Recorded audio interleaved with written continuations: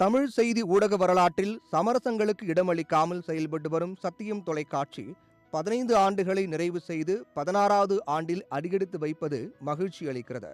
சத்தியம் தொலைக்காட்சிக்கு வாழ்த்துக்களை தெரிவித்துக் கொள்கிறேன். அறிவியலும் தொழில்நுட்பமும் மட்டுமின்றி போட்டியும் நிறைந்திருக்கும் ஊடக உலகில் செய்தி தொலைக்காட்சியை 15 ஆண்டுகள் வெற்றிகரமாக நடத்துவது எளிதல்ல. அதுவே பெரும் சாதனைதான்.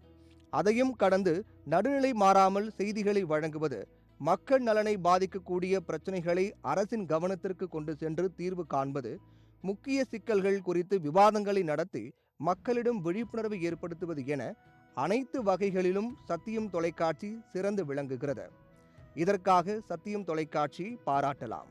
சத்தியம் தொலைக்காட்சியின் சிறப்பாக நான் பார்ப்பது வேளாண்மைக்கும் சுற்றுச்சூழலுக்கும் அது அளிக்கும் முக்கியத்துவம்தான்.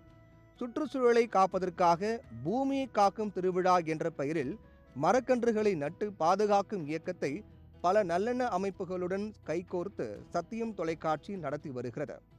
அதேபோல் உழவர்களையும் உழவையும் காப்பாற்றுவதற்காக ஃப்ரைடே ஃபார் ஃபார்மர்ஸ் என்ற பெயரில் வெள்ளிக்கிழமை தோறும் வேளாண் தொழிலுக்கு முன்னுரிமை கொடுத்து செய்திகளை சத்தியம் தொலைக்காட்சி ஒளிபரப்பி வருவது சிறப்பானது.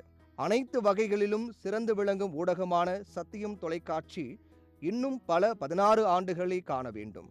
மேலும் பல சாதனைகளை படைக்க வேண்டும். ஊடகம் வாயிலாக தமிழ் மக்களுக்கு நன்மை செய்ய வேண்டும் என்று கூறி 16ஆம் ஆண்டில் அடியெடுத்து வைக்கும் சத்தியம் தொலைக்காட்சிக்கு எனது வாழ்த்துக்களை தெரிவித்துக் கொள்கிறேன்.